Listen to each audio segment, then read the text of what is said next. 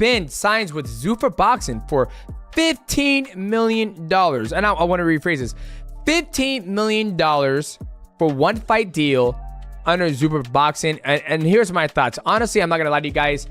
I truly believe it is a flex move by Dana White. Like he said, if you guys have been following the headlines of him going to battle with all the boxing promoters, he said it's like fighting babies. And I quote, fighting babies. And, you know, $15 million for one fight, it's crazy because what's going to happen after this fight, right? Is the $15 million worth having Conor Benn? It's the first time I've heard of him. From what everybody tells me, he's a very good boxer. But is Khamzat Chimaev making $15 million?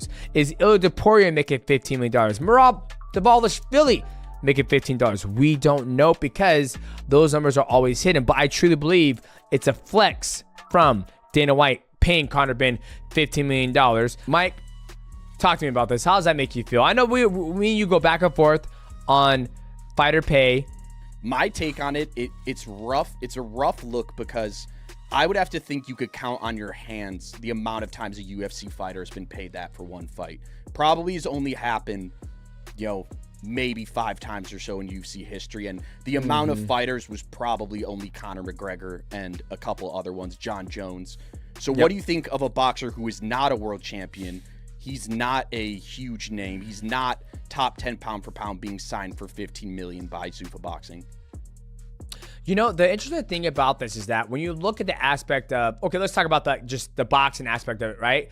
So in boxing, there's more players who can lobby for the fighters, right? Meaning that Matchroom, from what Dana White said, you can clip it or quote me, Dana White said that Matchroom Boxing had the opportunity to match the $15 million, but they didn't.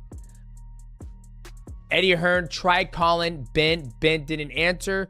But legally, I think contractually, if you get an offer for somebody, the other party has the opportunity to match. They could have matched the $15 million, but Matchroom didn't want to match it, right? So with that being said, there's no other place where mixed martial artists can go and do that match. Maybe for one person, maybe for 2 or 3. But, you know, we always talk about the grand scheme of MMA fighters not getting paid. Not everybody deserves to get paid in MMA, right? Like if you're fucking losing and you're not good, you know, you don't deserve to get a $2 million, $3 million paycheck, right? There's got to be some type of incentive to do good and win. But another thing too is that we don't know what the athletes are getting paid right now in this Paramount Plus era. Like maybe, you know, Justin Gaethje, they offered him a new contract. He said no. We talked to him on the field and he was like, this is what I want, because if it was pay-per-view points, I would make X, Y, and Z. You know, if Paramount Plus, I think one of the cards, you know, Max Holloway hinted at it, like if one of the cards, the viewership is doing 5.1 million views, you know, let's just say half of 5.1 million are tuning in, maybe 2.5 million would buy pay-per-view. I don't know, maybe 1 million people buy pay-per-view, right? You translate it over into pay-per-view buys, that's a fucking big jump of money. So I think Dana White did it out of spite. I think Dana White did it because he can't do that. And I think, I quote, Dana White says, he's fighting babies in the sport of boxing.